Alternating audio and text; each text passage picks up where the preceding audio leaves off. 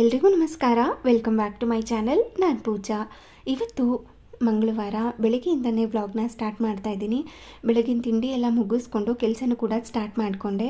ನನ್ನ husband ವಾರ್ಡ್ರೋಬ್ನ organise ಮಾಡಬೇಕಾಗಿತ್ತು, ಅದ್ರ ಜೊತೆ ಸ್ಕ್ರೀನ್ ಎಲ್ಲ ವಾಶ್ ಮಾಡಬೇಕಾಗಿತ್ತು. ಇನ್ನೂ ಒಂದು ಮೋದಕ ರೆಸಿಪಿ ಕೂಡ ಶೇರ್ ಮಾಡ್ತೀನಿ. ವಿಡಿಯೋನ ಎಲ್ಲೂ ಕೂಡ ಸ್ಕಿಪ್ ಮಾಡಿದೆ ನೋಡಿ. ಇನ್ ಕೇಸ್ ಈ ವಿಡಿಯೋ ಏನಾದರೂ ಇಷ್ಟ ಆದರೆ ಪ್ಲೀಸ್ ಒಂದು ಲೈಕ್ ಮಾಡಿ, ಹಾಗೆ ನಿಮ್ಮ ಫ್ರೆಂಡ್ಸ್ ಆ್ಯಂಡ್ ಫ್ಯಾಮಿಲಿಗೆಲ್ಲ ಈ ವಿಡಿಯೋನ ಶೇರ್ ಮಾಡಿ. ಮೊದಲಿಗೆ ಬ್ರೇಕ್ಫಾಸ್ಟ್ ಪ್ರಿಪೇರ್ ಮಾಡ್ಕೋತಾ ಇದ್ದೀನಿ. ಸಿಂಪಲ್ ಆಗಿ ಪುಲಾವ್ ಮಾಡ್ಕೋತಾ ಇರೋದು. ಬೇರೆ ಏನಾದ್ರೂ ತಿಂಡಿ ಮಾಡೋಣ ಅಂತ ಅಂದ್ಕೊಂಡಿದ್ದೆ. ರೈಸ್ ಐಟಮ್ ಆದರೆ ಬೆಳಿಗ್ಗೆನೂ ತಿಂತಾರೆ, ಹಾಗೇನೆ ಮಧ್ಯಾಹ್ನಕ್ಕೂ ಕೂಡ ತಿಂತಾರೆ ಅಂತ. ಈ ಥರ ಕ್ಲೀನಿಂಗ್ ಟೈಮ್ನಲ್ಲಿ ಬೆಳಿಗ್ಗೆ ಒಂದು, ಮಧ್ಯಾಹ್ನ ಒಂದು, ಸಾಯಂಕಾಲ ಒಂದು ಅಂತ ಮಾಡೋದಕ್ಕಾಗೋದಿಲ್ಲ. ಎಲ್ಲನೂ ಒಂದೇ ಟೈಮ್ನಲ್ಲಿ ಮಾಡಿಟ್ಕೊಂಡ್ಬಿಟ್ರೆ ನಾವು ಕ್ಲೀನಿಂಗ್ ಕೆಲಸ ಎಲ್ಲ ಆರಾಮಾಗಿ ಮಾಡ್ಕೋಬೋದು. ಇಲ್ಲಾಂದರೆ ಮಧ್ಯ ಅಡುಗೆ ಮಾಡೋಕ್ಕೆ ಹೋಗ್ತಾ ಇದ್ದರೆ ಟೈಮ್ ಕೂಡ ವೇಸ್ಟ್ ಆಗುತ್ತೆ, ಕ್ಲೀನಿಂಗ್ ಕೆಲಸ ಕೂಡ ಕರೆಕ್ಟಾಗಿ ಆಗೋದಿಲ್ಲ. ಮತ್ತು ಬೆಳಿಗ್ಗೆ ಒಂದು, ಮಧ್ಯಾಹ್ನ ಒಂದು ಮಾಡೋದಕ್ಕೂ ಕೂಡ ಆಗೋದಿಲ್ಲ ಅಲ್ವಾ, ಟೈಮ್ ವೇಸ್ಟ್ ಆಗುತ್ತೆ ಅಂತ. ಅದಕ್ಕೋಸ್ಕರ 2 ಟೈಮ್ಗೂ ಆಗೋ ಥರ ಪುಲಾವ್ನೇ ಮಾಡ್ಕೋತಾ ಇದ್ದೀನಿ. ರೈಸ್ ಐಟಮ್ ಆದರೆ 2 ಟೈಮು ತಿಂತಾರೆ, ಅದರಲ್ಲೂ ಪುಲಾವ್ ಆದರೆ ಬೇಜಾರೇ ಮಾಡ್ಕೊಳ್ಳೋದಿಲ್ಲ, 2 ಟೈಮು ತಿಂತಾರೆ ಅಂತ ಇದನ್ನೇ ಮಾಡ್ಕೋತಾ ಇದ್ದೀನಿ. ತುಂಬ ಸಿಂಪಲ್ಲಾಗಿ ಮಾಡ್ಕೊಳ್ಳೋಂಥ ಪುಲಾವ್ ಇದು. ಆಲ್ರೆಡಿ ಒಂದು ಸರಿ ಶೇರ್ ಮಾಡಿದ್ದೀನಿ ಅಂತ ಅನಿಸುತ್ತೆ. ತುಂಬ ಜನ ಹೇಳ್ತಾ ಇರ್ತೀರಾ, ನಿಮ್ಮ ಮನೆಯಲ್ಲಿ ಯಾವಾಗಲೂ ರೈಸ್ ಐಟಮೇ ಮಾಡ್ತಿರಲ್ಲ ಪೂಜಾ ಅಂತ. ನಾನು ತುಂಬ ಸರಿ ಹೇಳಿದ್ದೀನಿ, ನಮ್ಮ ಮನೆಯಲ್ಲಿ ರೈಸ್ ಐಟಮ್ ಅಂದರೆ ಎಲ್ಲರಿಗೂ ಕೂಡ ತುಂಬಾ ಇಷ್ಟ. ನಮ್ಮ ಮನೇಲಿ ಒಂದು ದಿನ ರೈಸ್ ಐಟಮ್ ತಿಂದಿಲ್ಲ ಅಂದರೆ ಕಂಪ್ಲೀಟಾಗಿ ಊಟನೇ ಮಾಡಿಲ್ಲ ಅಂತ ಅನಿಸ್ತಿರುತ್ತೆ. ಅದಕ್ಕೋಸ್ಕರ ಆಲ್ಮೋಸ್ಟ್ ರೈಸ್ ಐಟಮೇ ಮಾಡ್ತಾ ಇರ್ತೀನಿ. ಇವಾಗ ಪುಲಾವ್ ಮಾಡ್ಕೊಳ್ಳೋದಕ್ಕೆ ಅಂತ ಒಂದು ಕುಕ್ಕರ್ನ ಇಟ್ಕೊಂಡು ಅದಕ್ಕೆ ಎಣ್ಣೆನ ಹಾಕಿ ಅದು ಕಾದಾದ ನಂತರ ಹೋಲ್ ಸ್ಪೈಸಸ್ ಮತ್ತು ಈರುಳ್ಳಿನ ಹಾಕಿ ಫ್ರೈ ಮಾಡ್ಕೊಂಡಿದ್ದೀನಿ. ಅದಾದ ನಂತರ ರುಬ್ಬಿ ಇಟ್ಕೊಂಡಿರುವಂಥ ಮಸಾಲ ಪೇಸ್ಟ್ಗೆ ಶುಂಠಿ, ಬೆಳ್ಳುಳ್ಳಿ, ಹಸಿಮೆಣಸಿನ್ಕಾಯಿ ಮತ್ತು ಪುದೀನ ಸೊಪ್ಪು, ಜಾಸ್ತಿ ಪುದೀನ ಸೊಪ್ಪನ್ನು ಹಾಕ್ಕೊಂಡಿದ್ದೀನಿ, ಕೊತ್ತಂಬರಿ ಸೊಪ್ಪನ್ನು ಹಾಕ್ಕೊಂಡಿಲ್ಲ. ಹಾಗೆ ಸ್ವಲ್ಪ ಚಕ್ಕೆ ಲವಂಗನೂ ಕೂಡ ಸೇರಿಸ್ಕೊಂಡು ರುಬ್ಬಿಟ್ಕೊಂಡಿದ್ದೆ. ಆ ಮಸಾಲ ಪೇಸ್ಟನ್ನು ಹಾಕಿ ಸ್ವಲ್ಪ ಹೊತ್ತು ಫ್ರೈ ಮಾಡ್ಕೊಂಡಿದ್ದ ನಂತರ ಕಟ್ ಮಾಡಿಟ್ಕೊಂಡಿರುವಂಥ ತರಕಾರಿ, ಹಸಿ ಬಟಾಣಿ, ಸ್ವಲ್ಪ ಅರಿಶಿನ ಪುಡಿ, ಸ್ವಲ್ಪ ಧನಿಯಾ ಪುಡಿನ ಹಾಕಿ ಚೆನ್ನಾಗಿ ಮಿಕ್ಸ್ ಮಾಡಿಕೊಂಡು ಕುದಿಸ್ಕೋಬೇಕು. ನಂತರ 1 ಲೋಟದಷ್ಟು ಅಕ್ಕಿಗೆ 2 ಲೋಟದಷ್ಟು ನೀರು ಈ ಥರ ಸೇರಿಸ್ಕೋಬೇಕು. ನಾನಿಲ್ಲಿ 1.5 ಲೋಟದಷ್ಟು ಅಕ್ಕಿಗೆ ಪುಲಾವ್ನ ಮಾಡ್ತಾಯಿದ್ದೀನಿ, ಹಾಗಾಗಿ 3 ಲೋಟದಷ್ಟು ನೀರನ್ನು ಸೇರಿಸಿ ರುಚಿಗೆ ತಕ್ಕಷ್ಟು ಉಪ್ಪನ್ನ ಸೇರಿಸಿ ಚೆನ್ನಾಗಿ ಇದನ್ನು ಮಿಕ್ಸ್ ಮಾಡ್ಕೊಂಡಿದ್ದೀನಿ. ತರಕಾರಿ ಜೊತೆ ಟೊಮ್ಯಾಟೊನು ಕೂಡ ಸೇರಿಸ್ಕೊಂಡಿದ್ದೀನಿ. ಇದನ್ನು ಕುದಿಯೋ ಹಂತದಲ್ಲಿ ನೆನೆಸಿಟ್ಕೊಂಡಿರುವಂಥ ಅಕ್ಕಿನ ಸೇರಿಸಿ ಅದ್ರ ಮೇಲೆ ಸ್ವಲ್ಪ ನಿಂಬೆಹಣ್ಣಿನ ರಸ, ಸ್ವಲ್ಪ ತುಪ್ಪನ ಹಾಕಿ ಇನ್ನೊಮ್ಮೆ ಚೆನ್ನಾಗಿ ಮಿಕ್ಸ್ ಮಾಡಿ ಮತ್ತೆ ಕುದಿಯೋವಾಗ ಕುಕ್ಕರ್ ಲಿಡ್ನ ಕ್ಲೋಸ್ ಮಾಡಿ 2 ವಿಷಲಷ್ಟು ಕೂಗಿಸ್ಕೊಂಡ್ರೆ ಪರ್ಫೆಕ್ಟಾಗಿ ಪುಲಾವ್ ರೆಡಿ ಆಗಿರುತ್ತೆ. ತುಂಬ ಸಿಂಪಲ್ ಪುಲಾವ್ ಮಾಡ್ಕೊಳ್ಳೋದು, ಅಂದರೆ ಬೇಸಿಕ್ ಪುಲಾವ್ ಇದು. ಇನ್ನು ಇದಕ್ಕೆ ಕಾಂಬಿನೇಷನ್ ಆಗಿ ಮೊಸರು ಬಜ್ಜಿ, ಇದನ್ನು ಕೂಡ 2 ಟೈಮ್ಗೆ ಆಗೋ ಥರನೇ ಮಾಡಿಟ್ಕೊಂಡಿದ್ದೆ. ಇನ್ನು ಬಿಸಿಲು ಕೂಡ ಬರೋದಕ್ಕೆ ಸ್ಟಾರ್ಟ್ ಆಗಿತ್ತು ಸ್ವಲ್ಪ. ಈ ನಡುವೆ ಅಂತೂ ಬಿಸಿಲೇ ಇಲ್ಲ, ಚಂಡಮಾರುತ ಅಂತ ಏನೋ ಬಂದಿದೆಯಂತೆ, ಸೊ ಹಾಗಾಗಿ ಬಿಸಿಲೇ ಬರ್ತಾ ಇಲ್ಲ. ಈ ಥರ ಚಾಪೆನೆಲ್ಲ ಚೆನ್ನಾಗಿ ಬಿಸಿಲಿನಲ್ಲಿ ಒಣಗಿಸ್ಬೇಕು, ಇಲ್ಲ ಅಂತ ಅಂದರೆ ಇದು ಒಂಥರ ಸ್ಮೆಲ್ ಬರೋದಕ್ಕೆ ಸ್ಟಾರ್ಟ್ ಆಗುತ್ತೆ. ಇನ್ನು ಬೂಸ್ಟ್ ಬರೋದಕ್ಕೂ ಕೂಡ ಸ್ಟಾರ್ಟ್ ಆಗುತ್ತೆ. ತೊಳೆದಿದ್ದೆ, ಅಂದರೆ ನೀರೆಲ್ಲ ಸೋರಿತ್ತು, ತೊಗೊಂಬಂದಿಲ್ಲಿಟ್ಟಿದ್ದೆ. ಸ್ವಲ್ಪ ಬಿಸಿಲು ಬಂದಂಗೆ ಬಾಲ್ಕನಿಲೇ ಹಾಕೋಣ ಅಂತ 4-5 ಚಾಪೆ ಇದೆ, ಇದನ್ನೆಲ್ಲ ಇದೇ ಥರ ಒಣಗಿಸ್ಬೇಕು. ಪ್ಲಾಸ್ಟಿಕ್ ಚಾಪೆಗಳಾದರೆ ಆರಾಮಾಗಿ ಬಟ್ಟೆ ಒಣಗಾಕೋ ಥರ ಟೆರೆಸ್ ಮೇಲೆ, ತಂತಿ ಮೇಲೆ ಹಾಕ್ಬೋದು. ಇದು ಸ್ವಲ್ಪ ವೆಯ್ಟ್ ಇರುತ್ತೆ, ನೀರು ಹಾಕಿದ ತಕ್ಷಣ ಇನ್ನೂ ವೆಯ್ಟೇ ಆಗಿಬಿಡುತ್ತೆ. ತಂತಿಗೆ ಹಾಕಿದ್ರೆ ಚೆನ್ನಾಗೂ ಇರೋದಿಲ್ಲ ಮತ್ತು ಜಾಸ್ತಿ ಜಾಗ ಹಿಡಿದ್ಬಿಡುತ್ತೆ, ಬೇರೆಯವ್ರಿಗೂ ಕೂಡ ತೊಂದರೆ ಆಗುತ್ತೆ ಅಂತ ಈ ಥರ ಬಾಲ್ಕನಿಲೇ ಹಾಕಿ ಇಟ್ಟಿದ್ದೀನಿ, ನೀಟಾಗಿ ಒಣಗಿಸೋಣ ಅಂತ. ಬಿಸಿಲು ಕೂಡ ಕಡಿಮೆನೇ ಅಲ್ವಾ, ಸೊ ಹಾಗಾಗಿ ದಿನ ಪೂರ್ತಿ ಒಣಗಲಿ ಅಂತ ಅಲ್ಲೇ ಇಟ್ಟಿದ್ದೀನಿ. ಬೆಳಗ್ಗೆ ಬ್ರೇಕ್ಫಾಸ್ಟ್ ಎಲ್ಲ ಮುಗಿಸ್ಕೊಂಡಿದ್ದಾಯಿತು. ಇನ್ನು ಕ್ಲೀನಿಂಗ್ ಕೆಲಸ ಕೂಡ ಸ್ಟಾರ್ಟ್ ಮಾಡ್ಕೊಂಡಿದ್ದೆ. ಇನ್ನು ಬೆಡ್ಶೀಟ್ ವಾಶ್ ಮಾಡೋದಕ್ಕೆ ಹಾಕೋದು ಮತ್ತು ಬೇರೆ ಬೇರೆ ಕೆಲಸಗಳಿರುತ್ತಲ್ವ. ಇನ್ನು ಅಡುಗೆ ಮನೆಯೆಲ್ಲ ಡೀಪ್ ಕ್ಲೀನ್ ಮಾಡಬೇಕು, ಆ ಕೆಲಸ ಕೂಡ ಇತ್ತು. ಅದನ್ನೇ ಸ್ವಲ್ಪನೇ ಮುಗಿಸ್ಕೊಳ್ತಾ ಬರ್ತಾಯಿದ್ದೀನಿ. ಇನ್ನು ಹಸ್ಬೆಂಡ್ ವಾರ್ಡ್ರೋಬ್ ಕೂಡ ಕ್ಲೀನ್ ಮಾಡ್ತಾಯಿದ್ದೆ, ಇದನ್ನು ಕೂಡ ಶೇರ್ ಮಾಡೋಣ ಅಂತ ಅಂದ್ಕೊಂಡಿದ್ದೀನಿ. ತುಂಬ ಕಡಿಮೆ ಸ್ಪೇಸಲ್ಲಿ ಯಾವ ರೀತಿ ಆರ್ಗನೈಸ್ ಮಾಡ್ಕೋತೀನಿ ಅಂತ ತೋರಿಸ್ತಾ ಇದ್ದೀನಿ. ಮೊದಲಿಗೆ ಎಲ್ಲನೂ ಕೂಡ ತೆಗೆದಿಟ್ಕೋತೀನಿ, ಯಾವ್ಯಾವ ವಸ್ತುಗಳೆಲ್ಲ ಇದೆ ಅಂದರೆ ವಾರ್ಡ್ರೋಬಲ್ಲಿ ಪೂರ್ತಿ ಅದನ್ನೆಲ್ಲ ತೆಗೆದಿಟ್ಕೊಂಡು ಇನ್ನೊಂದು ಸಾರಿ ನೀಟಾಗಿ ಫೋಲ್ಡ್ ಮಾಡ್ಕೊಳ್ಳೋದು. ಯಾವುದೆಲ್ಲ ಫೋಲ್ಡಿಂಗ್ ಚೆನ್ನಾಗಿತ್ತು ಅದನ್ನೆಲ್ಲ ಹಾಗೇ ಇಟ್ಕೊಂಡಿರ್ತೀನಿ. ಸ್ವಲ್ಪ ಕೆಲವೊಂದು ಮೆಸ್ಸಿ ಆಗಿರುತ್ತಲ್ವ, ಅದನ್ನೆಲ್ಲ ಮತ್ತೆ ಫೋಲ್ಡ್ ಮಾಡಿಕೊಂಡು ಮತ್ತೆ ಇದನ್ನು ಜೋಡಿಸ್ಕೊಳ್ಳೋದು. ಇಲ್ಲಿ ಹ್ಯಾಂಗರ್ ಹಾಕ್ಕೊಳ್ಳೋದಕ್ಕಿದೆ ಅಲ್ವಾ, ಅಲ್ಲೆಲ್ಲ ಹ್ಯಾಂಡ್ ಬ್ಯಾಗ್ನ ಹ್ಯಾಂಗ್ ಮಾಡ್ಕೊಳ್ಳೋಣ ಅಂತ ಅಂದ್ಕೊಂಡಿದ್ದೀನಿ. ಅದಕ್ಕೆ ಸ್ವಲ್ಪ ಸ್ಪೇಸ್ನ ಹಾಗೇ ಬಿಟ್ಕೋತೀನಿ. ಅಂದರೆ ಈ ಸ್ಪೇಸಲ್ಲಿ, ಅಂದರೆ ಸೀರೆಗಳನ್ನ ಹ್ಯಾಂಗ್ ಮಾಡೋ ಸ್ಪೇಸ್ ಕಾಣಿಸ್ತಾ ಇದೆ ಅಲ್ವಾ ಲೆಫ್ಟ್ ಸೈಡಲ್ಲಿ, ಅಲ್ಲಿ ಬ್ಯಾಗ್ಗಳನ್ನ ಹ್ಯಾಂಗ್ ಮಾಡೋಣ ಅಂತ ಅಂದ್ಕೊಂಡು ಸ್ವಲ್ಪ ಸ್ಪೇಸ್ನ ಹಾಗೆ ಬಿಟ್ಕೊಂಡು ಇನ್ನು ಮಿಕ್ಕೊಂಡಿರೋಂಥ ಸ್ಪೇಸಲ್ಲಿ ಆರ್ಗನೈಸ್ ಮಾಡ್ಕೋತೀನಿ. ಯಾಕೆ ಅಂದರೆ ಈ ಸ್ಪೇಸಲ್ಲಿ ಶರ್ಟ್ ಎಲ್ಲ ಹಾಕಬೇಕು ಅಂತಂದರೆ ಆಲ್ಮೋಸ್ಟ್ ಎಲ್ಲ ಶರ್ಟ್ಗಳನ್ನೂ ಕೂಡ ನಾವು ಅಯರ್ನ್ ಮಾಡೇ ಹ್ಯಾಂಗ್ ಮಾಡಬೇಕಾಗತ್ತೆ. ಹಾಗೆ ಹಾಕಿದ್ರೆ ಚೆನ್ನಾಗಿ ಕಾಣಿಸೋದಿಲ್ಲ. ಅದಕ್ಕೋಸ್ಕರ ಶರ್ಟ್ನೆಲ್ಲ ಈ ರೀತಿ ನಾರ್ಮಲಾಗಿ ಅಂಗಡಿಗಳಲ್ಲಿ ಫೋಲ್ಡ್ ಮಾಡಿ ಇಟ್ಟಿರ್ತಾರಲ್ವ, ಅಂದರೆ ನಾವು ಹೊಸದಾಗಿ ಶರ್ಟ್ನ ತಗೊಂಡಾಗ ಫೋಲ್ಡ್ ಮಾಡಿ ಇಟ್ಟಿರ್ತಾರಲ್ವ, ಅದೇ ಥರ ಫೋಲ್ಡ್ ಮಾಡಿ ಒಂದ್ರ ಮೇಲೆ ಒಂದು ಈ ಥರ ಜೋಡಿಸ್ಕೊತಾ ಇದ್ದೀನಿ. ಈ ಥರ ಮಾಡ್ಕೊಳ್ಳೋದ್ರಿಂದ ನಮಗೆ ನೋಡಿ ಹೈಟ್ ಜಾಸ್ತಿ ಅಂತ ಅನಿಸೋದಿಲ್ಲ. ಎಷ್ಟೇ ಬಟ್ಟೆಗಳಿದ್ರೂ ಕೂಡ ಈ ರೀತಿ ಆರಾಮಾಗಿ ಫೋಲ್ಡ್ ಮಾಡಿ ಸ್ಟೋರ್ ಮಾಡ್ಕೋಬೋದು. ತುಂಬ ಚಿಕ್ಕದಾಗಿ ಫೋಲ್ಡ್ ಮಾಡಿಕೊಂಡ್ರೆ ಜಾಸ್ತಿ ಜಾಗ ಹಿಡಿದ್ಬಿಡುತ್ತೆ. ಅದಕ್ಕೋಸ್ಕರ ಈ ಥರ ಮಾಡಿಟ್ಕೊಂಡಿದ್ದೀನಿ. ಇನ್ನು ಹಳೆ ಶರ್ಟ್ಗಳೇನಿತ್ತು ಅದನ್ನೆಲ್ಲ ತೆಗೆದು ಬಿಸಾಕಿದ್ದೀನಿ. ಇನ್ನು ಎಲ್ಲ ಯಾವ್ದ್ಯಾವ್ದು ಶರ್ಟ್ಗಳು ಚೆನ್ನಾಗಿದೆ ಅಂದರೆ ಕಲರ್ ಶೇಡ್ ಆಗದೆ ಇರೋವಂಥದ್ದು ಅದನ್ನೆಲ್ಲ ಮಾತ್ರ ಇಲ್ಲಿ ಸ್ಟೋರ್ ಮಾಡಿಟ್ಕೊಂಡಿರೋದು. ಹಾಗೆಯೇ ಈ ಶರ್ಟ್ನೆಲ್ಲ ಜೋಡಿಸಿದ ನಂತರ ಸೈಡಲ್ಲಿ ಸ್ವಲ್ಪ ಸ್ಪೇಸ್ ಇತ್ತಲ್ವ, ಅಲ್ಲೇನು ಮಾಡಿದ್ದೀನಿ ಟೀ ಶರ್ಟ್ನು ಕೂಡ ಇದೇ ಥರ ಜೋಡಿಸ್ಬೇಕು ಅಂತ ಅಂದ್ಕೊಂಡಿದ್ದೆ. ಅಂದರೆ ಶರ್ಟ್ನ ಯಾವ ರೀತಿ ಫೋಲ್ಡ್ ಮಾಡಬೇಕು ಅದೇ ಥರ ಫೋಲ್ಡ್ ಮಾಡಿ ಹಾಕೋಣ ಅಂತ. ಬಟ್ ಸ್ಪೇಸ್ ಇಲ್ಲಿ ವೇಸ್ಟ್ ಆಗುತ್ತಲ್ವ, ಅದಕ್ಕೋಸ್ಕರ ಅಂತ ಟೀ ಶರ್ಟ್ಸ್ನೆಲ್ಲ ಸ್ವಲ್ಪ ಮೀಡಿಯಮ್ ಆಗಿ ಫೋಲ್ಡ್ ಮಾಡಿ ಒಂದ್ರ ಮೇಲೆ ಒಂದು ಈ ಥರ ಸೈಡಲ್ಲಿ ಜೋಡಿಸ್ಕೊಂಡಿದ್ದೀನಿ. ಇನ್ನು ಮೇಲ್ಗಡೆ ಪೂರ್ತಿ ಟಾಪ್ ವೇರ್ ಎಲ್ಲ ಆಯಿತು. ಹಾಗೆಯೇ ಪುಲೋವರ್ ಕೂಡ ಆ ಶರ್ಟ್ ಮೇಲೆ ಸ್ವಲ್ಪ ಸ್ಪೇಸ್ ಇತ್ತಲ್ವ ಅಲ್ಲಿ ಇಟ್ಕೊಂಡಿದ್ದೀನಿ. ಇನ್ನು ಕೆಳಗಡೆ ಜೀನ್ಸ್ಗಳು ಮತ್ತು ಫಾರ್ಮಲ್ ಪ್ಯಾಂಟ್ಸ್ ಎಲ್ಲ ಇಲ್ಲಿ ಇಟ್ಕೊಳ್ಳೋಣ ಅಂತ ಅಂದ್ಕೊಂಡಿದ್ದೀನಿ. ಯಾವುದು ಈಸಿಯಾಗಿ ಸಿಗಬೇಕೋ ಅದನ್ನೆಲ್ಲ ಈ ಥರ ಮೇಲ್ಗಡೆಗೆ ಮಾತ್ರ ಜೋಡಿಸ್ಕೊಂಡು ಇನ್ನು ಕೆಳಗಡೆ ಕ್ಯಾಬಿನೆಟ್ಸಲ್ಲೆಲ್ಲ ಡೈಲಿ ಯೂಸ್ ಬಟ್ಟೆಗಳನ್ನ ಇಟ್ಕೊಳ್ಳೋಣ ಅಂತ ಅಂದ್ಕೊಂಡಿದ್ದೀನಿ. ಈ ಥರ ಕ್ಲೀನ್ ಮಾಡ್ಕೊಳ್ಳೋವಾಗಲೇ ಯಾವ್ದು ಬೇಕು ಯಾವ್ದು ಬೇಡ ಅಂತ ಡಿಸೈಡ್ ಮಾಡ್ಕೊಂಡು ಇಟ್ಕೊಂಡ್ಬಿಡ್ಬೇಕು. ಮಧ್ಯದಲ್ಲಿ ನಾವು ಇದು ಬೇಕು ಇದು ಬೇಡ ಅಂತಂದರೆ ಗೊತ್ತೇ ಆಗೋದಿಲ್ಲ. ಒಂದು ಸರಿ ನಾವಿರ್ತೀವಿ, ಇನ್ನೊಂದು ಸರಿ ಅವ್ರು ಇರ್ತಾರೆ, ಗೊತ್ತಾಗಲ್ಲ. ಇಬ್ಬರು ಇದ್ದಾಗ ಈ ಬಟ್ಟೆ ಬೇಕಾ ಅಂತ ಕೇಳಿ ಯಾವ್ದು ಬೇಡ ಅದನ್ನೆಲ್ಲ ತೆಗೆದೇಸಿಯೋದು. ಇನ್ನು ಬೇಕಾಗಿರುವಂಥದ್ದು ಇನ್ನು ಹೊಸ ಬಟ್ಟೆಗಳು ಕಲರ್ ಶೇಡ್ ಆಗದೆ ಇರುವಂಥದ್ದು ಅದನ್ನೆಲ್ಲ ನೀಟಾಗಿ ಜೋಡಿಸ್ಕೊಂಡು ಇಟ್ಕೊಳ್ಳೋದಷ್ಟೇ. ಇವಾಗ ಬಟ್ಟೆನೆಲ್ಲ ಅಂದರೆ ಹಳೆ ಬಟ್ಟೆನೆಲ್ಲ ತೆಗೆದು ಬೇಡದೇ ಇರುವಂಥ ಬಟ್ಟೆನೆಲ್ಲ ತೆಗೆದು ಇಷ್ಟು ಬಟ್ಟೆ ಉಳಿದಿದೆ ಅದನ್ನೇ ಈ ಥರ ನೀಟಾಗಿ ಜೋಡಿಸಿಟ್ಕೋತಾ ಇದ್ದೀನಿ. ಕೆಳಗಡೆ ಎಲ್ಲ ಜೀನ್ಸ್ ಇಟ್ಟಿದ್ದೀನಿ, ಹಾಗೆ ಮೇಲ್ಗಡೆ ಎಲ್ಲ ಫಾರ್ಮಲ್ ಪ್ಯಾಂಟ್ಸ್ ಇಟ್ಟಿದ್ದೀನಿ. ಇನ್ನು ಸೈಡಲ್ಲೆಲ್ಲ ಜಾಕೆಟ್ಸ್ಗಳು ಇಟ್ಕೊಂಡಿದ್ದೀನಿ. ಇನ್ನು ಈ ಸೈಡಲ್ಲಿ ಸ್ವಲ್ಪ ಹೊಸ ಬಟ್ಟೆಗಳು ಅಂದರೆ ಮದುವೆಗೆ ತೊಗೊಂಡಿದ್ದಂತಹ ಬಟ್ಟೆಗಳಿತ್ತಲ್ವ ಅದನ್ನೆಲ್ಲ ಅಂದರೆ ರಿಸೆಪ್ಷನ್ ಮತ್ತು ಎಂಗೇಜ್ಮೆಂಟಲ್ಲಿ ಹಾಕ್ಕೊಂಡಿದ್ದ ಬಟ್ಟೆಗಳು ಮಾತ್ರ ಇಲ್ಲೇ ಹ್ಯಾಂಗ್ ಮಾಡ್ತಾ ಇದ್ದೀನಿ. ಆ ಬಟ್ಟೆಗಳು ಅಂದರೆ ಸ್ವಲ್ಪ ಇಮೋಷ್ನಲಿ ಟಚ್ ಆಗುವಂಥದ್ದು, ಅದು ನೋಡಿದ್ರೆ ಏನೋ ಒಂಥರ ಖುಷಿ ಅನಿಸ್ತಿರತ್ತೆ.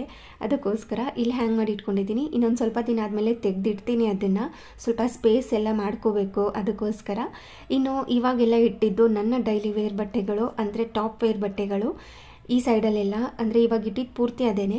ಇನ್ನು ಇವಾಗ ಇಡ್ತಾ ಇರುವಂಥದ್ದು ನಮ್ಮ ಮನೆಯವ್ರದ್ದು ಮತ್ತು ನಂದು ಟ್ರ್ಯಾಕ್ ಪ್ಯಾಂಟ್ಸ್ ಎಲ್ಲ ಒಂದೇ ಕಡೆ ಇಡ್ತಾ ಇದ್ದೀನಿ. ಹಾಗೆಯೇ ಇನ್ನೊಂದು ಸೈಡಲ್ಲಿ ಸ್ಪೇಸ್ ಇದೆ ಅಲ್ವಾ, ಅಲ್ಲೆಲ್ಲ ಇವ್ರದ್ದು ಟಾಪ್ ವೇರ್ ಅಂದರೆ ಡೈಲಿ ಯೂಸ್ಗೆ ಬಳಸುವಂತಹ ಬಟ್ಟೆಗಳನ್ನೆಲ್ಲ ಅಲ್ಲಿ ಇಟ್ಕೊಂಡಿದ್ದೀನಿ.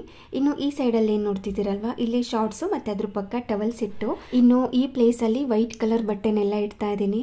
ಭೀಮ್ ಅಮಾವಾಸ್ಯೆ ಪೂಜೆ ಟೈಮಲ್ಲಿ 1-2-3 ಜನ ಕಮೆಂಟ್ ಹಾಕಿದ್ರು, ಪೂಜೆ ಮಾಡುವಾಗ ಪಂಚೆ ಹಾಕ್ಕೋಬೇಕಾಗಿತ್ತು ನಿಮ್ಮ ಹಸ್ಬೆಂಡ್ ಅಂತ. ಅವ್ರ ಲೈಫಲ್ಲೇ ಒಂದು 3 ಸತಿ ಪಂಚೆ ಹಾಕ್ಕೊಂಡಿರ್ಬೇಕಷ್ಟೇ, ಯಾವುದೋ ಒಂದು ಆಫೀಸ್ ಫಂಕ್ಷನ್ ಮತ್ತು ನಮ್ಮ ಮದುವೆಲಿ ಮತ್ತು ಅವರಪ್ಪ ತೀರೋದಾಗ. ಅದಕ್ಕೋಸ್ಕರ ಅವ್ರು ಪಂಚೆನೇ ಹಾಕ್ಕೊಳ್ಳಲ್ಲ, ಅವ್ರಿಗೆ ಹಾಕ್ಕೊಳ್ಳೋದಕ್ಕೂ ಬರೋದಿಲ್ಲ. ಇನ್ನು ನಮ್ಮ ಮದುವೆದು ಎಮೋಷನ್ ಅಂತ ಒಂದು ನಮ್ಮ ಮದುವೆ ಪಂಚೆ ಮಾತ್ರ ಇಟ್ಕೊಂಡಿದ್ದೀನಿ ಅಷ್ಟೇ. ಇನ್ನು ವೈಟ್ ಕಲರ್ ಶರ್ಟ್ಸ್ ಎಲ್ಲ ಕೆಳಗಡೆ ಇಟ್ಕೊಂಡಿದ್ದೀನಿ. ಅದೆಲ್ಲ ಅಪರೂಪಕ್ಕೆ ಬಳಸೋದು, ಡೈಲಿ ಏನು ಬಳಸಲ್ವಲ್ಲ, ಹಾಗಾಗಿ ಕೆಳಗಡೆ ಇಟ್ಕೊಂಡಿದ್ದೀನಿ. ಇದನ್ನು ಅಂದರೆ ಇವ್ರ ವಾರ್ಡ್ರೋಬ್ನ ಈ ಥರ ಆರ್ಗನೈಸ್ ಮಾಡಿ ಇಟ್ಟಿದ್ದೀನಿ. ಇನ್ನು ಈ ಬಟ್ಟೆ ಕೆಳಗಡೆ ಎಲ್ಲ ಒಂದು ಶೀಟ್ ಅಥವಾ ನ್ಯೂಸ್ ಪೇಪರ್ ಯಾವುದಾದ್ರೂ ಒಂದು ಪೇಪರ್ನ ಹಾಕಿ ಇಡಬೇಕಿತ್ತು. ಸದ್ಯಕ್ಕೆ ಕೈಗೆ ಸಿಗಲಿಲ್ಲ, ಅದಕ್ಕೋಸ್ಕರ ಇದೇ ಥರ ಹಾಕಿ ಇಟ್ಟಿದ್ದೀನಿ. ಇನ್ ಫ್ಯೂಚರ್ ಯಾವಾಗಲಾದ್ರೂ ಚೇಂಜ್ ಮಾಡಿದಾಗ ಶೇರ್ ಮಾಡ್ತೀನಿ. ಅಂದರೆ ಕೆಳಗಡೆ ಒಂದು ನ್ಯೂಸ್ ಪೇಪರ್ ಹಾಕ್ಕೊಳ್ಳೋದಷ್ಟೇ. ಇನ್ಯಾವಾಗಲಾದ್ರೂ ಚೇಂಜಸ್ ಏನಾದರೂ ಮಾಡಿದ್ರೆ ಶೇರ್ ಮಾಡ್ತೀನಿ. ಇನ್ನು ಬಟ್ಟೆನೆಲ್ಲ ಹೀಗೆ ಹ್ಯಾಂಗ್ ಮಾಡಿದ್ದೀನಲ್ವ, ಇಲ್ಲಿ ನನ್ನ ಹ್ಯಾಂಡ್ ಬ್ಯಾಗ್ನೆಲ್ಲ ಹ್ಯಾಂಗ್ ಮಾಡಬೇಕು ಅಂತ ಅಂದ್ಕೊಂಡಿದ್ದೀನಿ. ಇನ್ನು ಇದ್ರ ಕೆಳಗಡೆ ಇನ್ನು ಸ್ವಲ್ಪ ಸ್ಪೇಸ್ ಇತ್ತಲ್ವ, ನನ್ನ ಆಲ್ಟ್ರೇಷನ್ ಬಟ್ಟೆಗಳಿತ್ತು. ಮೊನ್ನೆ ನಂದು ವಾರ್ಡ್ರೋಬ್ ಆರ್ಗನೈಸ್ ಮಾಡಿದಾಗ ಹೇಳಿದ್ದೆ ಸ್ವಲ್ಪ ಆಲ್ಟ್ರೇಷನ್ ಬಟ್ಟೆಗಳೆಲ್ಲ ಇದೆ ಅಂತ. ಇಲ್ಲಿ ಎಲ್ಲ ಕುರ್ತಾಸ್ಗಳು ಮತ್ತು ಕೆಲವೊಂದು ಸ್ಕರ್ಟ್ಸ್ ಎಲ್ಲ ಇಟ್ಟಿದ್ದೀನಿ. ಇದೆಲ್ಲವನ್ನು ಕೂಡ ನಾನು ಆಲ್ಟ್ರೇಷನ್ ಮಾಡಬೇಕಾಗಿರೋದು. ಸ್ವಲ್ಪ ಸೈಜಸ್ ಎಲ್ಲ ವೇರಿಯೇಷನ್ ಇದೆ. ಸ್ವಲ್ಪ ಬಟ್ಟೆಗಳೆಲ್ಲ ಲೂಸ್ ಆಗ್ತಾಯಿತ್ತು, ಸ್ವಲ್ಪ ವೆಯ್ಟ್ನ ಮೇಂಟೈನ್ ಮಾಡ್ತಾ ಇದ್ದೀನಿ. ಸೊ ಹಾಗಾಗಿ ಲೂಸ್ ಆಗ್ತಾಯಿತ್ತು, ಅದನ್ನೆಲ್ಲ ಆಲ್ಟ್ರೇಷನ್ ಮಾಡ್ಕೊಳ್ಳೋದಿತ್ತು. ಹೆಣ್ಮಕ್ಳಂದರೆ ಗೊತ್ತೇ ಇದೆ ಅಲ್ವಾ, ಈ ಥರ ಆಲ್ಟ್ರೇಷನ್ ಎಲ್ಲ ಕಾಮನ್. ಅದಕ್ಕೆ ಮಾಡೋಕ್ಕೆ ಅಂತ ಎತ್ತಿಟ್ಟಿದ್ದೀನಿ.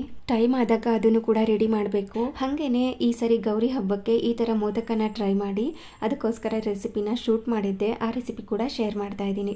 ಇದನ್ನು ಮಾಡ್ಕೊಳ್ಳೋದಕ್ಕೆ ಒಂದು ಕಡಾಯಿ ಅಥವಾ ಒಂದು ಬಾಣಲಿನ ಬಿಸಿ ಮಾಡಲಿಕ್ಕೆ ಇಟ್ಕೊಂಡು ಯಾವುದಾದ್ರೂ 1 ಕಪ್ನ ಅಳತೆ ಮಾಡಿಕೊಂಡು 1 ಕಪ್ನಷ್ಟು ಬೆಲ್ಲ ಹಾಗೆ 1 ಕಪ್ನಷ್ಟು ತೆಂಗಿನಕಾಯಿ ತುರಿನ ಸೇರಿಸ್ಕೊಂಡು ಚೆನ್ನಾಗಿ ಇದನ್ನು ಈ ರೀತಿ ಮಿಕ್ಸ್ ಮಾಡ್ಕೋಬೇಕು. ಯಾವುದೇ ಥರ ನೀರು ಏನೂ ಹಾಕ್ಕೊಂಡಿಲ್ಲ. ಈ ತೆಂಗಿನಕಾಯಲ್ಲೇ ಸ್ವಲ್ಪ ನೀರು ಥರ ಬಿಟ್ಕೊಳ್ಳುತ್ತಲ್ವ, ಹಾಲು ಥರ ಬಿಟ್ಕೊಳ್ಳುತ್ತಲ್ವ, ಅದರಲ್ಲೇ ಬೆಲ್ಲ ಎಲ್ಲ ಮೆಲ್ಟ್ ಆಗಿಬಿಡತ್ತೆ. ನಾನು ಪುಡಿ ಬೆಲ್ಲನ ಹಾಕ್ಕೊಂಡಿದ್ದೀನಿ. ಇಲ್ಲ ಅಂತಂದರೆ ನಾರ್ಮಲ್ ಬೆಲ್ಲ ಇರುತ್ತಲ್ವ ಅದನ್ನೇ ಚಚ್ಚಿ ಪುಡಿ ಮಾಡಿಕೊಂಡು ಸ್ವಲ್ಪ ನೀರನ್ನು ಹಾಕಿ ಕಾಯಿಸಿ ಶೋಧಿಸ್ಕೊಂಡು ಅದಾದ ನಂತರ ಕಾಯಿ ತುರಿನ ಹಾಕಿ ಚೆನ್ನಾಗಿ ಈ ರೀತಿ ಮಿಕ್ಸ್ ಮಾಡ್ಕೋಬೇಕು. ಈ ಥರ ಗಟ್ಟಿ ಆಗ್ತಾ ಬರ್ತಾ ಇರುತ್ತೆ. ಅಲ್ಲಿ ತನಕ ಇದನ್ನು ಮಿಕ್ಸ್ ಮಾಡಿ ಕೊನೆಯಲ್ಲಿ ಸ್ವಲ್ಪ ಏಲಕ್ಕಿ ಪುಡಿನ ಹಾಕಿ ಇನ್ನೊಮ್ಮೆ ಮಿಕ್ಸ್ ಮಾಡ್ಕೊಳ್ಳೋದು. ಇವಾಗ ಮೋದಕ ಒಳಗಡೆ ಹಾಕುವಂಥ ಸ್ಟಫಿಂಗ್ ರೆಡಿಯಾಗಿರುತ್ತೆ. ಇವಾಗ ಅಕ್ಕಿ ಹಿಟ್ಟನ್ನು ಮಾಡ್ಕೋಬೇಕಲ್ವ, ಅದಕ್ಕೋಸ್ಕರ ಒಂದು ಬಾಣಲಿನ ಬಿಸಿ ಮಾಡಲಿಕ್ಕೆ ಇಟ್ಕೊಂಡು ಅದಕ್ಕೆ ನಾವು ಯಾವ ಕಪ್ನಾದ್ರೂ ಅಳತೆ ಮಾಡ್ಕೋಬೇಕು. ಅದೇ ಕಪ್ನಲ್ಲಿ 2.5 ಗ್ಲಾಸ್ನಷ್ಟು ನೀರನ್ನು ಸೇರಿಸ್ಕೊಂಡಿದ್ದೀನಿ. ಹಾಗೆಯೇ ಅದಕ್ಕೆ ಸ್ವಲ್ಪ ಉಪ್ಪು ಹಾಗೆಯೇ ಸ್ವಲ್ಪ ತುಪ್ಪನ ಹಾಕಿ ಕಾಯಿಸ್ಕೋಬೇಕು. 1 ಗ್ಲಾಸ್ನಷ್ಟು ಅಕ್ಕಿ ಹಿಟ್ಟಿಗೆ 1/4 ಗ್ಲಾಸ್ನಷ್ಟು ನೀರನ್ನು ತೊಗೋಬೇಕಾಗುತ್ತೆ. ನಾನಿಲ್ಲಿ 2 ಗ್ಲಾಸ್ನಷ್ಟು ಅಕ್ಕಿ ಹಿಟ್ಟಿಗೆ 2.5 ಗ್ಲಾಸ್ನಷ್ಟು ನೀರನ್ನು ತೊಗೊಂಡಿದ್ದೀನಿ. ಅಂದರೆ ಕಪ್ ಅಥವಾ ಗ್ಲಾಸ್ ಯಾವುದಾದ್ರೂ ಅಳತೆ ಮಾಡ್ಕೊಳ್ಳಿ. ಇವಾಗ ನೀರು ಇನ್ನೇನು ಕುದಿಲಿಕ್ಕೆ ಸ್ಟಾರ್ಟ್ ಆಗ್ತಾ ಇದೆ ಅನ್ನೋವಾಗ 2 ಕಪ್ನಷ್ಟು ಅಕ್ಕಿ ಹಿಟ್ಟನ್ನು ಸೇರಿಸ್ಕೊತಾ ಇದ್ದೀನಿ. ಸೇರಿಸಿದ ನಂತರ ಇದನ್ನು ಸಿಮ್ನಲ್ಲಿ ಇಟ್ಕೊಂಡು ಚೆನ್ನಾಗಿ ಇದನ್ನು ಇದೇ ಥರ ಮಿಕ್ಸ್ ಮಾಡ್ಕೋಬೇಕು. ನಾರ್ಮಲ್ ಆಗಿ ಮುದ್ದೆ ಮಾಡ್ತೀವಲ್ವ ಅದೇ ಥರ ಮಾಡ್ಕೊಳ್ಳೋದು. 1 ಗಂಟೆ ಇಲ್ದಂಗೆ ಮಿಕ್ಸ್ ಮಾಡ್ಕೊಳ್ಳೋದು. ನನಗೆ ಡೈರೆಕ್ಟಾಗಿ ಬಿಸಿ ನೀರಿಗೇನೆ ಕಂಪ್ಲೀಟ್ ಹಿಟ್ಟನ್ನು ಹಾಕಿ ಮಿಕ್ಸ್ ಮಾಡ್ಕೊಳ್ಳೋದಕ್ಕೆ ಬರುತ್ತೆ. ಸೊ ಹಾಗಾಗಿ ಈ ಥರ ಮಾಡ್ಕೋತಾ ಇದ್ದೀನಿ. ನಿಮಗೇನಾದ್ರೂ ಬರೋದಿಲ್ಲ ಅಂತ ಅಂದರೆ ನಾರ್ಮಲ್ ಆಗಿ ರಾಗಿ ಮುದ್ದೆ ಮಾಡ್ತೀವಲ್ವ ಕುದಿಯೋಂಥ ನೀರಿಗೆ 1 ಸ್ಪೂನಷ್ಟು ಹಿಟ್ಟನ್ನು ಹಾಕಿ ಅದನ್ನು ಕುದಿಸ್ಕೊಂಡು ಅದಾದ ನಂತರ ಮಿಕ್ಕೊಂಡಿರೋಂಥ ಹಿಟ್ಟನ್ನು ಹಾಕಿ ಮಿಕ್ಸ್ ಮಾಡ್ಕೊಳ್ಳೋದು. ಆ ಥರನಾದ್ರೂ ಮಾಡ್ಕೋಬೋದು. ಸೇಮ್ ಅದೇ ಥರ ಅಕ್ಕಿ ಹಿಟ್ಟನ್ನು ಹಾಕಿ ಮಿಕ್ಸ್ ಮಾಡ್ಕೊಳ್ಳೋದು. ನೋಡಿ ಇವಾಗ ಚೆನ್ನಾಗಿ ಹೊಂದ್ಕೊಂಡಿದೆ. ಇವಾಗ ಇದಕ್ಕೆ ಒಂದು ಲಿಡ್ಡನ್ನ ಕ್ಲೋಸ್ ಮಾಡಿ ಸ್ವಲ್ಪ ಹೊತ್ತು ಹಾಗೇನೆ ಬಿಡ್ತೀನಿ. ಇನ್ನು ಕೈ ತಡೆಯೋಷ್ಟು ಬಿಸಿ ಇರುತ್ತೆ ನೋಡಿ. ಆ ಟೈಮ್ನಲ್ಲಿ ಇದನ್ನು ಚಪಾತಿ ಹಿಟ್ಟಿನ ಥರ ಇನ್ನೊಮ್ಮೆ ಚೆನ್ನಾಗಿ ನಾದ್ಕೋತೀನಿ. ಒಂದು ದೊಡ್ಡ ಬೌಲ್ ಅಥವಾ ಒಂದು ಬೇಸನ್ ಅಂತ ಇರುತ್ತಲ್ವ ಅದಕ್ಕೆ ಹಾಕಿ, ಇಲ್ಲ ಅಂತಂದರೆ ಕೌಂಟರ್ ಟಾಪ್ನೇ ನೀಟಾಗಿ ಕ್ಲೀನ್ ಮಾಡಿಕೊಂಡು ಅದ್ರ ಮೇಲೆ ಹಿಟ್ಟನ್ನು ಹಾಕಿ ನಾರ್ಮಲಾಗಿ ಚಪಾತಿ ಹಿಟ್ಟನ್ನು ನಾದ್ಕೋತೀವಲ್ವ ಅದೇ ಥರ ನಾದ್ಕೋಬೇಕು. ಆವಾಗ ನಾದ್ಕೊಂಡಾಗ್ಲೂ ಕೂಡ ಹಿಟ್ಟು ಚೆನ್ನಾಗಿ ಹೊಂದ್ಕೊಂಡಿರುತ್ತೆ. ಎಲ್ಲೂ ಕೂಡ ಗಂಟು ಥರ ಇರೋದಿಲ್ಲ. ಅದಕ್ಕೋಸ್ಕರ ಅದೇ ಥರ ಚೆನ್ನಾಗಿ ನಾದಿ ಈ ಥರ ಮುದ್ದೆನ ರೆಡಿ ಮಾಡಿ ಇಟ್ಕೊಂಡಿದ್ದೀನಿ. ನೋಡಿ ಒಂದು ಕೂಡ ಗಂಟಿಲ್ಲ, ಇಷ್ಟು ಮುದ್ದೆ ಆಗಿದೆ. ಇದನ್ನೊಂದು ಸೈಡಲ್ಲಿ ಎತ್ತಿಟ್ಕೊಂಡಿದ್ದೀನಿ. ಹಾಗೆಯೇ ಇನ್ನೊಂದು ಸೈಡಲ್ಲಿ ಮೋದಕ ಸ್ಟಫಿಂಗ್ ಕೂಡ ಎತ್ತಿಟ್ಕೊಂಡು ಹಾಗೆ ಇನ್ನೊಂದು ಸೈಡಲ್ಲಿ ತುಪ್ಪನ ಮಾಡಿ ಎತ್ತಿಟ್ಕೊಂಡಿದ್ದೀನಿ. ಅಂದರೆ ತುಪ್ಪನ ಒಂದು ಚಿಕ್ಕ ಬೌಲ್ಗೆ ಹಾಕಿ ಎತ್ತಿಟ್ಕೊಂಡು ಇವಾಗ ಮೋದಕ ಮೋಲ್ಡ್ನ ಚೆನ್ನಾಗಿ ತೊಳೆದು ಇವಾಗ ಈ ಮೋದಕ ಮೋಲ್ಡ್ಗೆ ಸ್ವಲ್ಪ ತುಪ್ಪನ ಹಚ್ಕೋಬೇಕು. ಅಂದರೆ ಮೋದಕ ಮೋಲ್ಡಿಂದ ಈಸಿಯಾಗಿ ಬರಬೇಕು ಅಂದರೆ ತುಪ್ಪನ ಹಚ್ಚಿ ಮಾಡಿಕೊಂಡ್ರೆ ತುಂಬ ಈಸಿಯಾಗಿ ಬರುತ್ತೆ. ಎಲ್ಲ ಕಾರ್ನರಲ್ಲೂ ಕೂಡ ತುಪ್ಪನ ಹಚ್ಚಿ ಎತ್ತಿಟ್ಕೊಂಡಿದ್ದೀನಿ. ಇವಾಗ ಇದನ್ನು ಈ ಥರ ಕ್ಲೋಸ್ ಮಾಡ್ಕೋಬೇಕು. ಕ್ಲೋಸ್ ಮಾಡಿ ಇವಾಗ ಈ ಅಕ್ಕಿ ಹಿಟ್ಟು ರೆಡಿಯಾಗಿತ್ತಲ್ವ, ಅಂದರೆ ಮುದ್ದೆನ ಮಾಡಿ ರೆಡಿ ಮಾಡಿ ಇಟ್ಕೊಂಡಿದ್ದೀವಲ್ವ ಅದನ್ನು ಇದರೊಳಗಡೆ ಸ್ಟಫಿಂಗ್ನ ಮಾಡ್ಕೋಬೇಕು. ಅಂದರೆ ಮಿಡಲಲ್ಲಿ ಸ್ವಲ್ಪ ಜಾಗನ ಬಿಡಬೇಕು. ಅಂದರೆ ಈ ಮೋದಕ ಸ್ಟಫಿಂಗ್ ಏನಿದೆ ಅದನ್ನು ಹಾಕ್ಕೊಳ್ಳೋದಕ್ಕೆ ಅಂತ ಮಿಡಲಲ್ಲಿ ಸ್ವಲ್ಪ ಜಾಗ ಬಿಟ್ಟು ಇನ್ನು ಸುತ್ತಲೂ ಕೂಡ ಅಕ್ಕಿ ಹಿಟ್ಟನ್ನು ಈ ರೀತಿ ಸ್ಪ್ರೆಡ್ ಮಾಡ್ಕೋಬೇಕು. ಎಲ್ಲ ಕಡೆ ನೀಟಾಗಿ ಆಗಬೇಕು. ಆ ಥರ ಸ್ಪ್ರೆಡ್ ಮಾಡಿ ಮಧ್ಯದಲ್ಲಿ ಈ ಸ್ಟಫಿಂಗ್ನ ಹಾಕ್ಕೋಬೇಕು. ಇದಂತೂ ಎಷ್ಟು ಟೇಸ್ಟಿಯಾಗಿತ್ತು ಅಂದರೆ ಇದನ್ನು ಹಾಗೆ ತಿನ್ಬೋದು. ಸೇಮ್ ಕಾಯಿ ಮಿಠಾಯಿ ಥರ ಇತ್ತು, ತುಂಬ ಚೆನ್ನಾಗಿತ್ತು. ನೆಕ್ಸ್ಟ್ ಟೈಮ್ ಕಾಯಿ ಮಿಠಾಯಿ ಮಾಡಿದಾಗ ಶೇರ್ ಮಾಡ್ತೀನಿ. ಸಿಕ್ಕಾಪಟ್ಟೆ ಚೆನ್ನಾಗಿರುತ್ತೆ ಈ ರೆಸಿಪಿ ಅಂತೂ. ಇನ್ನು ಈ ಮೋದಕ ಸ್ಟಫಿಂಗ್ಗೆ ಕೆಲವರು ಬಿಳಿ ಎಳ್ಳನ್ನು ಡ್ರೈ ರೋಸ್ಟ್ ಮಾಡಿ ಕೂಡ ಸೇರಿಸ್ಕೋತಾರೆ. ಹಾಗೆಯೇ ಗಸಗಸೆನೂ ಕೂಡ ಡ್ರೈ ರೋಸ್ಟ್ ಮಾಡಿ ಸೇರಿಸ್ಕೋತಾರೆ. ಡ್ರೈ ಫ್ರೂಟ್ಸ್ ಕೂಡ ಹಾಕ್ಕೋಬೋದು. ಸಿಂಪಲ್ಲಾಗಿ ಮೋದಕ ಅಂದರೆ ಇದೇನೆ, ತೆಂಗಿನಕಾಯಿ, ಬೆಲ್ಲ ಮತ್ತು ಏಲಕ್ಕಿ ಪುಡಿ ಇಷ್ಟನ್ನೇ ಹಾಕಿ ಇವಾಗ ಇದನ್ನು ಸಣ್ಣ ಉಂಡೆ ಥರ ಮಾಡಿಕೊಂಡು ಇದರೊಳಗಡೆ ಸ್ಟಫಿಂಗ್ನ ಫಿಲ್ ಮಾಡ್ಕೋಬೇಕು. ಫಿಲ್ ಮಾಡಿದ ನಂತರ ಇನ್ನೊಂದು ಸ್ವಲ್ಪ ಅಕ್ಕಿ ಹಿಟ್ಟನ್ನು ತೊಗೊಂಡು ಮತ್ತೆ ಇದನ್ನು ಕ್ಲೋಸ್ ಮಾಡ್ಕೋಬೇಕು. ಇಷ್ಟೇ ಮೋದಕ, ತುಂಬ ಸಿಂಪಲ್ ಮಾಡ್ಕೊಳ್ಳೋದು. ಇದನ್ನು ನಾರ್ಮಲಾಗಿ ಸ್ಟೀಮ್ ಮಾಡ್ಕೋತೀವಲ್ವ ಅದೇ ಥರ ಸ್ಟೀಮ್ ಮಾಡ್ಕೊಳ್ಳೋದಷ್ಟೇ. ಅದೇ ಥರ ಇವಾಗ ಎಲ್ಲ ಮೋದಕಗಳನ್ನೂ ಕೂಡ ರೆಡಿ ಮಾಡ್ಕೊಳ್ಳೋದು. ಗಣೇಶ ಹಬ್ಬಕ್ಕೆ ಅಂದರೆ ಗಣೇಶನಿಗೆ 21 ಮೋದಕನ ನೈವೇದ್ಯ ಮಾಡೋದು ಗಣೇಶನಿಗೆ ತುಂಬಾ ಪ್ರಿಯ. ಇದು ತುಂಬ ಜನಕ್ಕೆ ಗೊತ್ತಿರೋದೆ. ನಮ್ಮನೆಯಲ್ಲೂ ಕೂಡ ಕಾಯಿ ಕಡುಬು ಮಾಡ್ತೀವಿ, ಖಾರ ಕಡುಬು ಕೂಡ ಮಾಡ್ತೀವಿ, ಮೋದಕ ಕೂಡ ಮಾಡ್ತೀವಿ. ಹಬ್ಬದ ದಿನ ಮಾಡಿದಾಗ ಕೂಡ ಶೇರ್ ಮಾಡ್ತೀನಿ. ಇವಾಗ ಈ ಥರ ಮೋದಕ ರೆಡಿ ಆಗಿದೆ ನೋಡಿ, ಎಷ್ಟು ಚೆನ್ನಾಗಿ ಕಾಣಿಸ್ತಾ ಇದೆ ಅಂತ. ಈ ಥರ ಶೇಪ್ ಇಲ್ಲ ಅಂತಂದ್ರೂ ಕೂಡ ನಾರ್ಮಲ್ ಆಗಿ ನಾವು ಕಾಯಿ ಕಡುಬನ್ನ ಮಾಡ್ಕೋತೀವಲ್ವ ಅದೇ ಥರ ಕೈಯಿಂದ ಸ್ವಲ್ಪ ಬೌಲ್ ಥರ ಮಾಡಿಕೊಂಡು ಮಧ್ಯದಲ್ಲಿ ಸ್ಟಫಿಂಗ್ನ ಹಾಕಿ ಅದಾದ ನಂತರ ಕ್ಲೋಸ್ ಮಾಡಿಕೊಂಡು ಸ್ವಲ್ಪ ಮೂತಿ ಥರ ಮಾಡ್ಕೊಂಡ್ಬಿಡ್ತು ಅಂತಂದರೆ ಅದು ಕೂಡ ಮೋದಕನೇ. ನಿಮಗೆ ಈ ಥರ ಮೋಲ್ಡ್ ಸಿಕ್ಕಲಿಲ್ಲ ಅಂದರೆ ಆರಾಮಾಗಿ ಆ ಥರ ಕೂಡ ಮಾಡ್ಕೋಬೋದು. ಇವಾಗ ಸ್ಟೀಮ್ ಮಾಡ್ಕೊಳ್ಳೋದಕ್ಕೆ ಅಂತ ಈ ಥರ ಒಂದು ಸ್ಟೀಮ್ ಪಾತ್ರೆ ಇರುತ್ತಲ್ವ, ಅದಕ್ಕೆ ಬಾಳೆ ಎಲೆನ ಇಟ್ಟು ರೆಡಿ ಮಾಡಿಟ್ಕೊಂಡಿರುವಂಥ ಮೋದಕನೆಲ್ಲ ಹಾಕಿ ಅದ್ರ ಮೇಲೆ ಒಂದೊಂದು ಕೇಸರಿ ದಳನ ಇಟ್ಕೊಂಡಿದ್ದೀನಿ, ನೋಡೋದಕ್ಕೆ ಚೆನ್ನಾಗಿ ಕಾಣಿಸುತ್ತೆ ಅದ್ರ ಕಲರ್ ಬಿಟ್ಟಾಗ ಅಂತ. ನಂತರ ಒಂದು ಲಿಡ್ಡನ್ನ ಕ್ಲೋಸ್ ಮಾಡಿ ಒಂದು 8 ರಿಂದ 10 ನಿಮಿಷಗಳ ಕಾಲ ಸ್ಟೀಮ್ ಮಾಡಿಕೊಂಡ್ರೆ ಟೇಸ್ಟಿಯಾಗಿರುವಂಥ ಮೋದಕ ರೆಡಿಯಾಗಿರುತ್ತೆ. ತುಂಬಾ ಸಾಫ್ಟಾಗಿ ತುಂಬಾ ಚೆನ್ನಾಗಿ ಬಂದಿತ್ತು. ಈ ಗಣೇಶ ಹಬ್ಬಕ್ಕೆ ಈ ರೀತಿ ಒಮ್ಮೆ ಮೋದಕನ ಟ್ರೈ ಮಾಡಿ, ಮಕ್ಳಿಗೂ ಕೂಡ ತುಂಬಾ ಇಷ್ಟ ಆಗುತ್ತೆ. ಶೇಪ್ ಸ್ವಲ್ಪ ಡಿಫ್ರೆಂಟಾಗೇ ಇರುತ್ತಲ್ವ, ಅವ್ರಿಗೂ ಕೂಡ ನೋಡೋದಕ್ಕೆ ಏನೋ ಡಿಫ್ರೆಂಟ್ ಅನಿಸುತ್ತೆ, ತಿನ್ನೋದಕ್ಕೂ ಕೂಡ ತುಂಬಾ ಚೆನ್ನಾಗಿರುತ್ತೆ. ಇನ್ನು ಗಣೇಶ ಹಬ್ಬಕ್ಕೆ ಗಣೇಶನಿಗೆ ಪ್ರಿಯವಾಗಿರುವಂಥ ಕಾಯಿ ಕಡುಬು ಮೋದಕನ ಮಾಡಿಲ್ಲ ಅಂದರೆ ಹೆಂಗೆ ಅಲ್ವಾ. ಈ ಸರಿ ಈ ಥರ ಒಮ್ಮೆ ಟ್ರೈ ಮಾಡಿ, ನಿಮಗೂ ಕೂಡ ಇಷ್ಟ ಆಗ್ಬೋದು. ಇದಕ್ಕೆ ತುಪ್ಪನ ಹಾಕಿ ಸರ್ವ್ ಮಾಡ್ತಾ ಇದ್ದೀನಿ. ಓಪನ್ ಮಾಡಿ ಕೂಡ ತೋರಿಸ್ತೀನಿ ಯಾವ ರೀತಿ ಆಗಿದೆ ಅಂತ. ಹಿಟ್ಟು ಕೂಡ ತುಂಬಾ ಚೆನ್ನಾಗಿ ಬೆಂದಿತ್ತು. ಮೇಲ್ಗಡೆ ಎಲ್ಲ ವೈಟ್ ಕಲರ್, ಒಳಗಡೆ ಸಿಹಿಯಾಗಿರುವಂಥ ಸ್ಟಫಿಂಗ್ ಇರುತ್ತೆ. ನೋಡೋದಕ್ಕೂ ಕೂಡ ತುಂಬ ಚೆನ್ನಾಗಿರುತ್ತೆ, ತಿನ್ನೋದಕ್ಕೂ ಕೂಡ ತುಂಬಾ ಚೆನ್ನಾಗಿರುತ್ತೆ. ಮೇಯ್ನ್ ಮೋದಕ ಮಾಡ್ಕೊಳ್ಳೋದಕ್ಕೆ ಸ್ಟಫಿಂಗ್ ಇಂಪಾರ್ಟೆಂಟ್. ಹಾಗೆಯೇ ನಾವು ಈ ಅಕ್ಕಿ ಹಿಟ್ಟನ್ನು ಮಾಡ್ಕೋತೀವಲ್ವ, ಅದು ಕೂಡ ತುಂಬಾ ಇಂಪಾರ್ಟೆಂಟ್ ಆಗುತ್ತೆ. ಹಾಗೆಯೇ ಇವಾಗ ಸ್ಕ್ರೀನ್ ಕೂಡ ತೆಗೆದು ವಾಶ್ ಮಾಡೋದಕ್ಕೆ ಹಾಕ್ತಾ ಇದೆ. ಇದ್ರದ್ದು ಕೆಲವೊಂದು ಟಿಪ್ಸ್ನ ಶೇರ್ ಮಾಡಬೇಕಾಗಿತ್ತು ಅಂತ ಶೂಟ್ ಮಾಡ್ಕೊಂಡಿದ್ದೀನಿ. ಆಲ್ರೆಡಿ ಒಂದ್ಸರಿ ಶೇರ್ ಮಾಡಿದ್ದೀನಿ ಅನ್ಸುತ್ತೆ, ತುಂಬ ಹಳೆಯ ವಿಡಿಯೋದಲ್ಲಿ. ಅದಕ್ಕೋಸ್ಕರ ಇವಾಗಲೂ ಕೂಡ ಶೇರ್ ಮಾಡ್ತಾ ಇದ್ದೀನಿ. ಸ್ಕ್ರೀನ್ನೆಲ್ಲ ತೆಗೆದು ವಾಶ್ ಮಾಡ್ಕೊಳ್ಳೋದಕ್ಕೆ ಹಾಕೋವಾಗ ಕೆಲವೊಂದು ಟಿಪ್ಸ್ನ ಫಾಲೋ ಮಾಡಿದ್ರೆ, ಈ ಥರ ಸ್ಕ್ರೀನ್ ರಾಡ್ಗೆ ಹಾಕ್ಕೊಳ್ಳೋವಾಗ ಸ್ಟೀಲ್ದೊಂದು ಹಾಕಿರ್ತಾರೆ ನೋಡಿ, ಅಂದರೆ ಸ್ಕ್ರೀನ್ ಬಟ್ಟೆನಲ್ಲಿ ಒಂದು ರೌಂಡ್ ಶೇಪಲ್ಲಿ ಇರುತ್ತಲ್ವ, ಅದೆಲ್ಲ ಸ್ಕ್ರೀನ್ ಬಟ್ಟೆಯಿಂದ ಕಿತ್ಕೊಂಡು ಬರೋದಿಲ್ಲ. ಅದಕ್ಕೋಸ್ಕರ ಇವತ್ತಿನ ವಿಡಿಯೋದಲ್ಲಿ ಆ ಟಿಪ್ಸ್ನ ಶೇರ್ ಮಾಡ್ತಾ ಇದ್ದೀನಿ. ಸುಮ್ಮನೆ ಹಾಗೆ ಡೈರೆಕ್ಟಾಗಿ ವಾಷಿಂಗ್ ಮಿಷಿನ್ಗೆ ಹಾಕಿದ್ರೆ ಅದರಲ್ಲಿ ಇರುವಂಥದ್ದೆಲ್ಲ ಲೂಸ್ ಆಗುತ್ತೆ, ಅಂದರೆ ಸ್ಟೀಲ್ದಿರುತ್ತಲ್ವ ಅದೆಲ್ಲ ಲೂಸ್ ಆಗಿ ಸೆಪ್ರೇಟ್ ಆಗೋ ಚಾನ್ಸಸ್ ಇರುತ್ತೆ. ಆ ಸ್ಕ್ರೀನ್ ಬಟ್ಟೆನಲ್ಲಿ ಒಂದು ರೌಂಡ್ ಕಲರ್ ಶೇಪ್ ಇರುವಂಥ ಈ ಸ್ಟೀಲ್ದು ಹೊರಗಡೆ ಬಂದರೆ ನೋಡೋದಕ್ಕೂ ಕೂಡ ಚೆನ್ನಾಗಿರೋದಿಲ್ಲ, ಆ ಸ್ಕ್ರೀನ್ ಶೇಪ್ ಕೂಡ ಚೇಂಜ್ ಆಗಿಬಿಡುತ್ತೆ. ಅದಕ್ಕೋಸ್ಕರ ಈ ಥರ ವಾಷಿಂಗ್ ಮಿಷಿನ್ಗೆ ಹಾಕ್ಕೊಳ್ಳೋದಕ್ಕಿಂತ ಮುಂಚೆ ಎಲ್ಲ ಸ್ಕ್ರೀನ್ಗಳನ್ನೂ ಕೂಡ ಒಟ್ಟಿಗೆ ಇಟ್ಕೊಂಡು ಒಂದು ಥ್ರೆಡ್ನ ಕಟ್ಟಿ ಹಾಕ್ತೀನಿ. ಆವಾಗ ಸೆಪ್ರೇಟಾಗಿ ಅದು ಸ್ಪ್ರೆಡ್ ಆಗೋದಿಲ್ಲ, ಒಂದೇ ಕಡೆ ಇರುತ್ತೆ ಅಂತ. ನೋಡಿ ಈ ಥರ ಎಲ್ಲ ಸ್ಕ್ರೀನ್ಗಳನ್ನೂ ಕೂಡ ಇದೇ ಥರ ಒಂದೇ ಸತಿ ಕಟ್ಟಿ ಹಾಕ್ತಾ ಇದ್ದೀನಿ. ಇಲ್ಲಾಂದರೆ ಒಂದೊಂದೇ ಸ್ಕ್ರೀನ್ನ ಈ ರೀತಿ ಕಟ್ಟಿ ನೀವು ಹಾಕಬೇಕಾಗತ್ತೆ. ಆ ಥರ ಮಾಡ್ಕೊಳ್ಳೋದ್ರಿಂದ ನಮಗೆ ವಾಷಿಂಗ್ ಮಿಷಿನ್ಗೆ ಹಾಕ್ತಾ ಈ ರೌಂಡ್ ಕಲರ್ ಸ್ಟೀಲ್ದು ಏನಿದೆ ಅದೆಲ್ಲ ವಾಷಿಂಗ್ ಮಿಷಿನ್ಗೆ ಎಲ್ಲಾದರೂ ಹೋಗಿ ಅಂದರೆ ಸಿಗಾಕೊಂಡ್ಬಿಡೋದು ಆ ಥರ ಎಲ್ಲ ಆಗೋದಿಲ್ಲ, ಒಂದೇ ಕಡೆ ಇರುತ್ತೆ, ನೀಟಾಗಿ ಕೂಡ ಕ್ಲೀನ್ ಆಗುತ್ತೆ. ಸ್ಕ್ರೀನ್ನೆಲ್ಲ ಅವಾಗವಾಗ ವಾಶ್ ಮಾಡ್ತಾನೆ ಇರ್ತೀವಲ್ವ, ತುಂಬ ಡೀಪ್ ಕ್ಲೀನ್ ಅಂತ ಏನಿರೋದಿಲ್ಲ, ಸಿಂಪಲ್ಲಾಗಿ ಒಂದು ಸಾರಿ ವಾಶ್ ಮಾಡಿದ್ರೂ ಕೂಡ ನಡೆಯುತ್ತೆ ಅಲ್ವಾ. ಹಾಗೆಯೇ ಇವತ್ತೇನೆ ಸ್ವಲ್ಪ ಈ ಕುಷನ್ಸ್ ಕವರ್ಗಳೆಲ್ಲ ಏನಿತ್ತು ಅದನ್ನು ಕೂಡ ವಾಶ್ ಮಾಡೋದಕ್ಕೆ ಹಾಕ್ತಾ ಇದ್ದೀನಿ. ಈ ನಡುವೆ ಅಂತೂ ಬಿಸಿಲೇ ಇಲ್ಲ, ಬೆಳಿಗ್ಗೆಯಿಂದನೂ ಕೂಡ ಬಿಸಿಲೇ ಇಲ್ಲ. ಇನ್ನೊಂದು 3-4 ದಿನ ಹಬ್ಬ ಮುಗಿಯೋ ತನಕ ಹೀಗೇನೆ ಇರುತ್ತಂತೆ ಬಿಸಿಲು, ಅಂದರೆ ಜಾಸ್ತಿ ಬರೋದಿಲ್ಲ, ಮೋಡ ಥರ ಇರುತ್ತೆ. ಬಿಸಿಲು ಬರೋದು ಹೋಗೋದು ಈ ಥರ ಆಗ್ತಾ ಇರುತ್ತೆ ಅಂತ ಹೇಳಿದರು. ಸೊ ಹಾಗಾಗಿ ಎಲ್ಲನೂ ಕೂಡ ಅಂದರೆ ಬೆಳಿಗ್ಗೆನೇ ಕೆಲವೊಂದು ವಾಷಿಂಗ್ ಏನಾದರೂ ಇದ್ದರೆ ಅದನ್ನು ಬೆಳಿಗ್ಗೆ ಟೈಮ್ನಲ್ಲೇ ಹಾಕಿಬಿಡೋಣ ಅಂತ ಅಂದ್ಕೊಂಡು ಬೆಳಿಗ್ಗೆ ಟೈಮ್ನಲ್ಲೇ ಹಾಕೋದಕ್ಕೆ ಸ್ಟಾರ್ಟ್ ಮಾಡ್ಕೊಂಡಿದ್ದೀನಿ. ಇಲ್ಲಾಂದರೆ ಮಧ್ಯಾಹ್ನ ಟೈಮ್ನಲ್ಲಾದರೆ ಸ್ವಲ್ಪ ಬಿಸಿಲಾದರೂ ಇರುತ್ತೆ, ಬೆಳಿಗ್ಗೆ ವಾಶ್ ಮಾಡಿ ಹಾಕಿದರೆ ಮಧ್ಯಾಹ್ನ ಟೈಮ್ನಲ್ಲಾದರೂ ಒಣಗಿರುತ್ತೆ ಅಂತ.